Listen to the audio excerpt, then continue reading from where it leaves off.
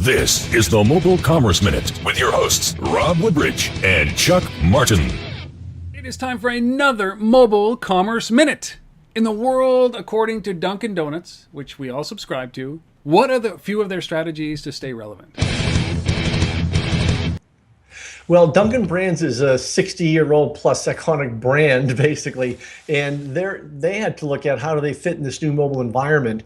And recently, John Costello, who's the president of global marketing innovation at Dunkin Brands, which obviously owns Dunkin Donuts and Baskin Robbins, he was at a media post OMMA Mobile conference in New York, and he said that basically the technologies and tactics change, but the principles don't. So basically, one of the approaches they looked at they didn't want to be left behind, obviously.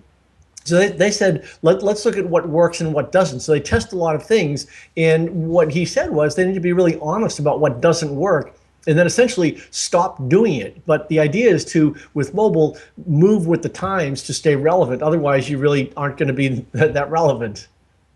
Do you feel like companies like Starbucks and Dunkin Donuts are the canaries for the rest of the industry? Is this a risk for them?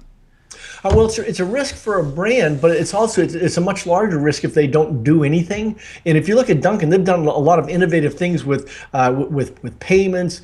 They try things, they test things, and then they can scale it pretty quickly. So they're very much like Starbucks. They'll plan it and then they'll roll it out. And so it's not like they roll something out to every single Dunkin' brand store and then say cross their fingers and hope it works. They have enough locations they can test it in a few and say, okay, this really works, let's roll it out, or this doesn't work, let's just kill it.